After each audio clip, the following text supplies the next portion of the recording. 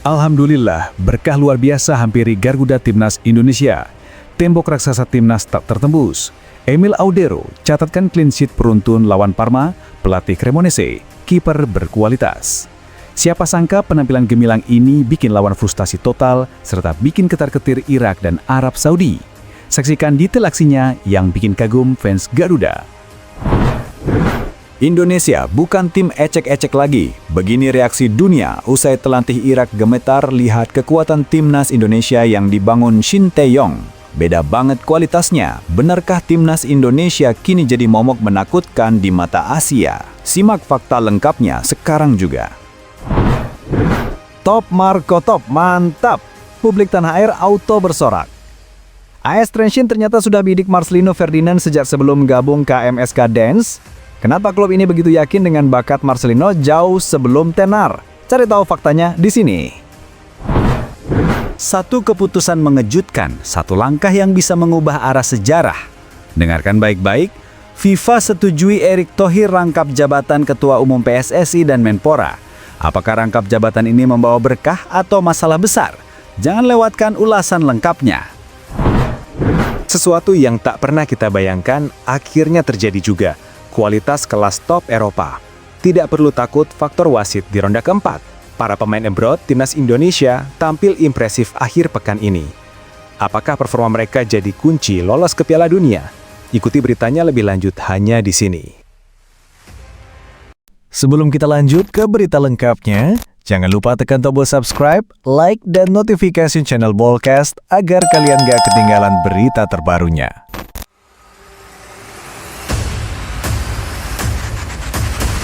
Pelatih Timnas Irak Thair Adnan menyatakan rasa kagumnya terhadap perkembangan Timnas Indonesia yang berada di bawah pelatih Patrick Kluivert.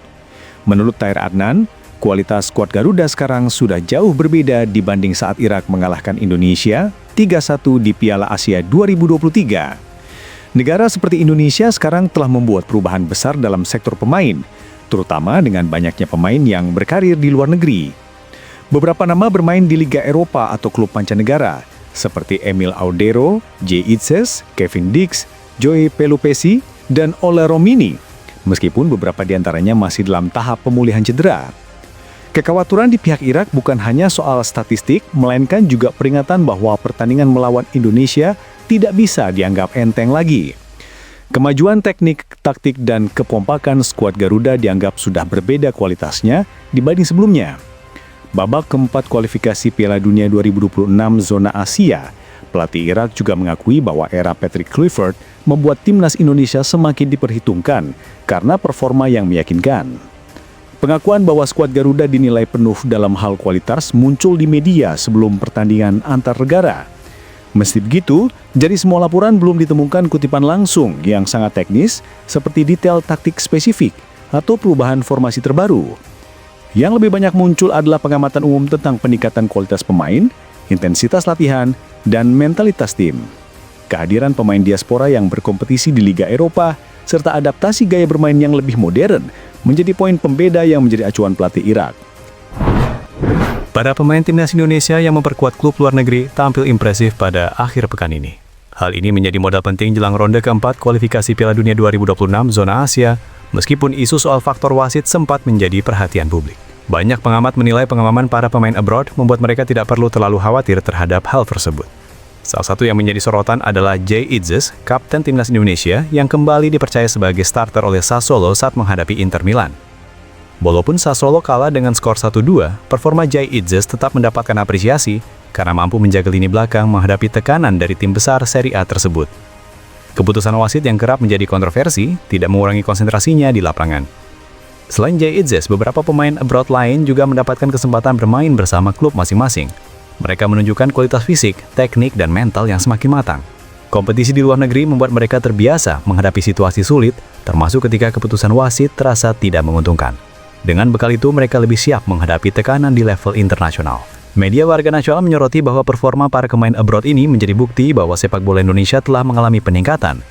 Kepercayaan yang diberikan klub kepada mereka bukan sekedar formalitas, melainkan karena dianggap mampu memberi kontribusi nyata. Hal itu menjadi sinyal positif menjelang ronde keempat kualifikasi bahwa Indonesia memiliki pemain yang tidak hanya mengandalkan talenta, tetapi juga mental yang kuat. Kekhawatiran terhadap faktor wasit memang masih ada, terutama pada laga internasional yang kerap disorot publik. Namun kenyataan di lapangan menunjukkan bahwa profesionalisme, pengalaman bermain di luar negeri, serta persiapan mental yang matang membuat para pemain Indonesia bisa tetap fokus pada performa. Mereka mencontohkan bahwa jalan terbaik adalah bekerja keras di lapangan dan tidak terpengaruh oleh faktor eksternal. Secara keseluruhan, para pemain abroad Indonesia memperlihatkan kualitas yang menjanjikan. Mereka membuktikan bahwa fokus pada permainan sendiri jauh lebih penting daripada takut pada faktor non-teknis. Mentalitas inilah yang diharapkan bisa menjadi modal besar bagi timnas Indonesia untuk menghadapi ronde keempat kualifikasi mendatang.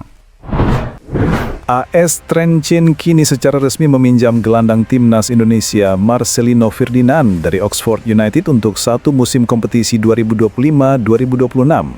Salah satu pengakuan menarik datang dari Direktur Olahraga AS Trenčín, Andrej Djajic. Ia menyebut bahwa Trenčín sudah menaruh perhatian pada Marcelino jauh sebelum gelandang tersebut memperkuat klub Belgia KMSK Denze. Menurut Djajic, Marcelino adalah talenta luar biasa di sepak bola Indonesia dan Asia. Trenčín telah memantau kemampuannya bahkan sebelum ia meninggalkan Persebaya Surabaya dan bergabung ke Denze. Selama waktu di KMSK Denze, Marcelino mengalami masa sulit dalam mendapatkan waktu bermain. Total di Denze, ia hanya mencatat 7 penampilan dengan jumlah menit bermain yang relatif kecil. Begitu pula di Oxford United, klub asal Inggris yang meminangnya setelah Denze, keberadaannya di lapangan masih terbatas. Karena minimnya kesempatan bermain, AS Trenčín memilih untuk meminjam Marcelino sebagai strategi agar gelandang muda ini bisa berkembang dan mendapatkan menit bermain reguler di kompetisi Eropa. Djajic juga menyebut bahwa perkembangan Marcelino dalam beberapa tahun terakhir belum ideal, sehingga Trenčín melihat ada ruang untuk membantu peningkatan performanya. Meski begitu, klub tidak ingin membebani dirinya terlalu berat di awal adaptasi.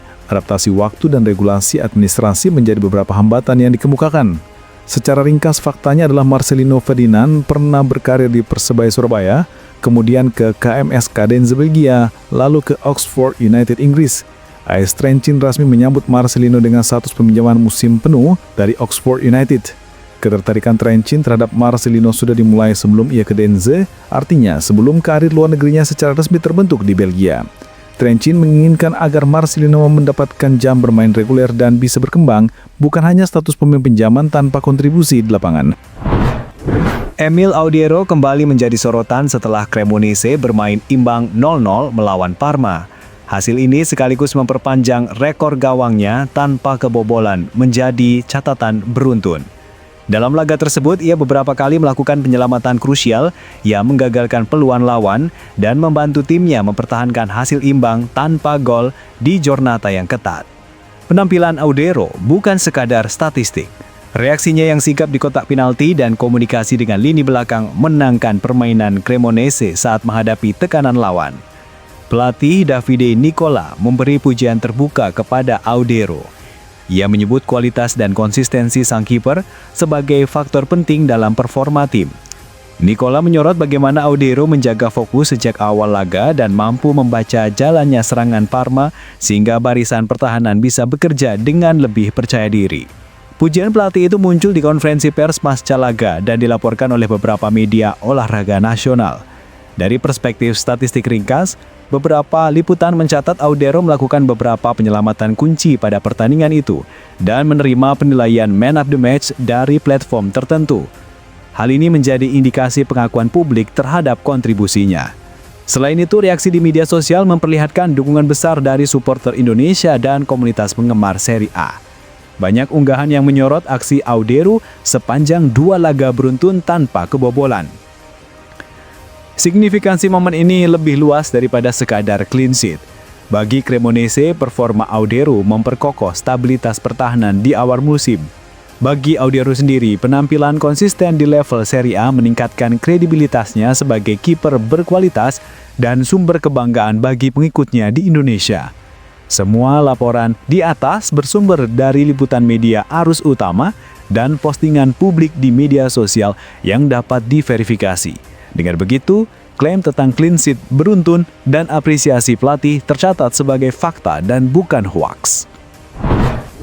Erick Thohir resmi dipastikan tetap menjabat Ketua Umum Persatuan Sepak Bola Seluruh Indonesia (PSSI). Meskipun kini ia juga mengemban tugas sebagai Menteri Pemuda dan Olahraga, Menpora Republik Indonesia. Kejelasan ini diperoleh setelah FIFA mengirimkan surat pada hari Senin 22 September 2025 yang menyatakan bahwa secara statuta dan berdasarkan rekam jejak yang telah dijalani, Erick Thohir tidak memiliki benturan kepentingan dalam memegang kedua posisi tersebut. Erick Thohir dilantik menjadi Menpora oleh Presiden Prabowo Subianto pada 17 September 2025 menggantikan Dito Aryo Tejo. Sebagai Ketua Umum PSSI, masa jabatan Erick akan berlangsung hingga tahun 2027. Dalam penjelasannya, Erick menyebut bahwa surat dari FIFA memastikan bahwa tidak ada pelanggaran terhadap regulasi Federasi Sepak Bola Internasional terkait dengan posisi rangkap jabatan ini. Menurutnya, statusnya dianggap clean and clear karena rekam jejak yang ada di sepak bola Indonesia dan keterlibatannya sebelumnya dinilai memenuhi syarat yang tidak menimbulkan konflik kepentingan.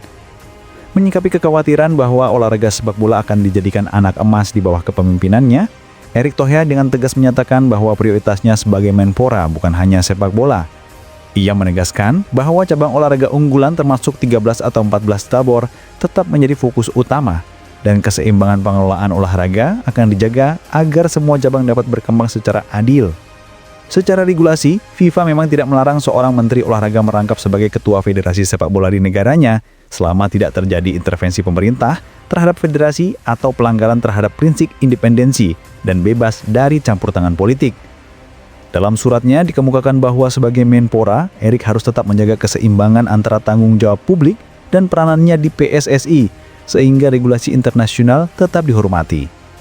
Erick juga menyampaikan rasa terima kasihnya kepada FIFA atas kepercayaan yang diberikan, serta kepada Presiden yang secara langsung percaya bahwa ia mampu menjalankan kedua peran tersebut dengan baik. Namun, ia menegaskan bahwa ia memilih menunggu kepastian tertulis sebelum berbicara soal penggabungan tugas tersebut ke publik. Kesimpulannya, dengan restu dari FIFA, Erick Thohir secara resmi boleh merangkap jabatan Ketua Umum PSSI dan Menpora. Meskipun ada kekhawatiran publik soal potensi konflik kepentingan, bukti regulatif dan statuta FIFA menyatakan bahwa saat ini tidak ada aturan yang dilanggar. Erick menegaskan akan menjaga keseimbangan dalam menjalankan kedua tugasnya, serta memastikan bahwa olahraga di Indonesia akan dikelola secara adil dan merata untuk semua cabang olahraga, bukan hanya sepak bola. Di Stadion Kanjuruhan, sebuah babak baru dimulai. Tom Hey, gelandang keturunan Belanda Indonesia yang baru saja memperkuat Persib Bandung, menorehkan starter yang tidak biasa.